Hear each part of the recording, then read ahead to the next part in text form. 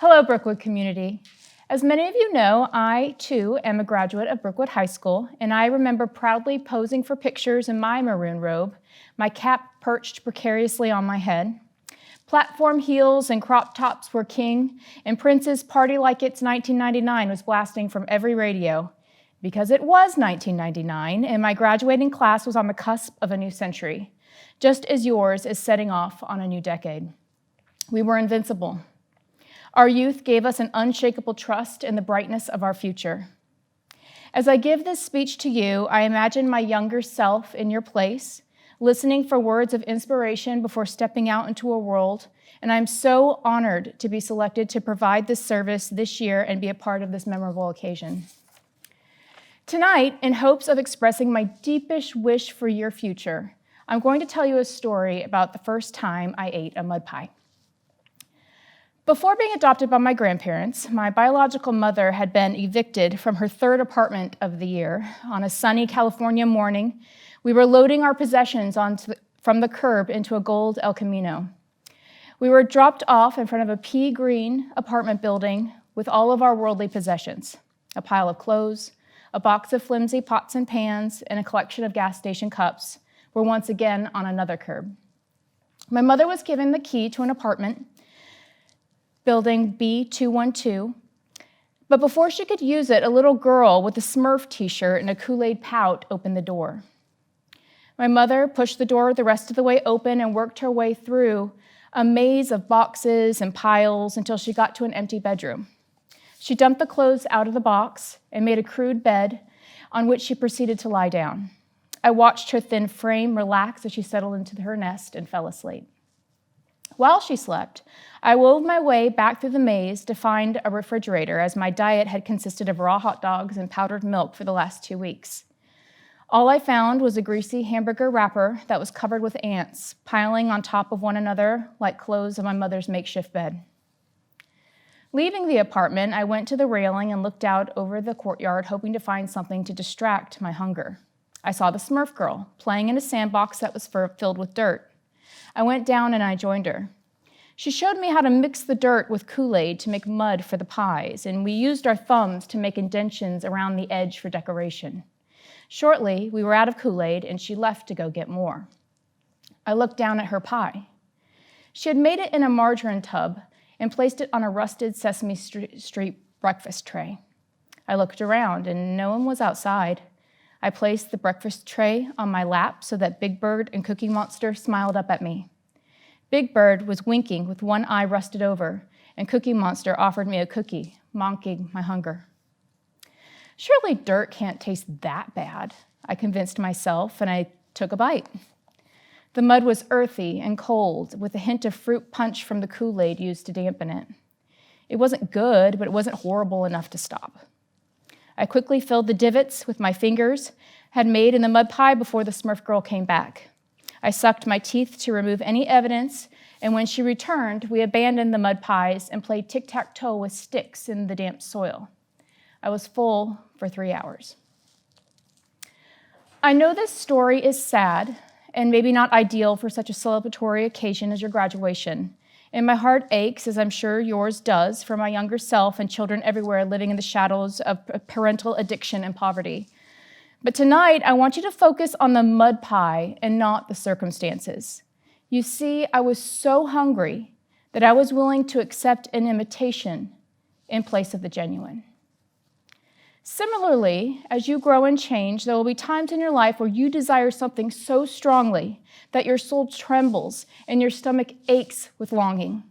In these moments, you will be willing to accept anything that resembles what you desire, even if it's an imitation, a mud pie of the authentic thing itself. Sometimes mud pies are so convincing that you truly mistake them for authentic. Your desire to obtain something blinded you to its true nature. These imposters will always eventually be revealed. You might find that a job that pays well fails to light you on fire or has numbed you to your real passion, that the wealth that comes from the job is fool's gold, an outside symbol of wealth that masks the hollowness you feel in your purpose. You might find that your deep desire to find love or acceptance, that you blindly forged a relationship with a golem of Greek mythology, sticks for bones, clay skin, and when you squint, that golem can pass as genuine, but their inability to understand your true self or their silence in your time of need will give them away as a fraud. Or worse, you look in the mirror and find that you have molded yourself to somebody else's expectations and desires, and you have become the golem yourself. These are just a couple of examples of mud pies, things that fill the lack, that make you feel contented, but that in reality are completely inadequate to feed your soul or incompatible with your true spirit. And just as the mud pie kept me full for 3 hours, living an inauthentic life is sustainable only for a short while. Inauthenticity is a lie, and your soul will smell the rat, and your intuition will try to void the synthetic elements from your life, just as my stomach eventually purged the mud pie. Despite your attempts to beat back your epiphany, your inner self will protest and pull the rose-colored glasses from your consciousness and expose the inadequacy of what you have accepted for your life that has led to this knock-up version of your dream, a charlatan version of your authentic self.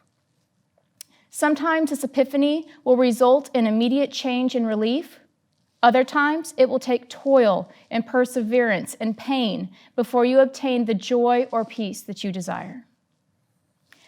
I tell you all this not to teach one last lesson in the power of personal anecdote or the extended metaphor, but to expose my deepest wish for you, which is to live authentically.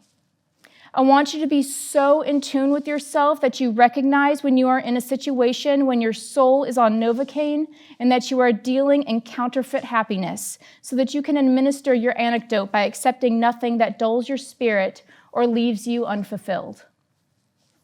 But doing this is not easy, and it is why many people die without having shared their true spirit with the world. The most difficult part about this quest to live an authentic life is that we change and grow. If you are not changing and growing, you are living a half-life and shackling your future to a stagnant version of yourself. The minute you find that you have attained your heart's desire, you might find that your heart is now singing a different song or has added a new verse, and it now desires something else or something more. Stay attuned to this nudging of your consciousness as it is pushing you to self-actualization, towards self-knowledge and fulfillment. You alone hold the key that unlocks the shackles, freeing you to seek out your true potential. This constant evolution toward the most authentic version of yourself will surely lead to failure. Failed relationships, failed jobs, or something as small as a failed hairstyle. Y'all should have seen me in my bangs phase. Whew, doggy. Friends got me through that one, guys. Y'all are real. I thought I was going to look like Jamila Jamil or Zooey Deschanel, and really I just ended up looking like a precocious toddler. Side story. But you must give yourself permission to fail, because failure is just another word for becoming. Try to view failure as something that is for you. It is for you to grow, to learn, to be humbled, to be set on a different path, to transform. And sometimes learning who you are not will lead you to knowledge about who you are and who you are destined to become. And the world needs this person.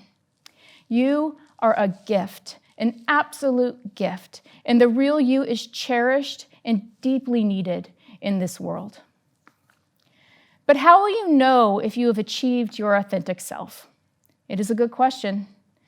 Deepak Chopra believes that love is our spirit functioning at our highest capacity. And I believe that 100%. And I believe that it is the answer to the question and truly to all things. To share our authentic spirit with the world, we must engage in acts of love. We must love our work, ourselves, each other, and the world. And when we deal in love, there is no room for insincerity. To love half-heartedly is to live half-heartedly. When you love, you will be most in tune with your authentic spirit. So my deepest wish for you and me and everyone listening is that we each make sure that we attune our life to the desires of our soul and do not silence our soul in order to accommodate the demands of life. Do not settle for the mud pie because it is the easiest path to immediate fulfillment. Recognize it for what it is, a temptation to quench a longing with an imitation. And then reject it for your quest for your authentic self. As Mary Oliver asks, what will you do with this one beautiful life? And I hope that you will be courageous enough to make your spirit visible to the world through authentic living, and that you will have the wisdom to listen to yourself as you determine and strive toward the deepest desires of your heart. Thank you again for the honor of speaking to you, and I wish you all very authentic lives. Thank you.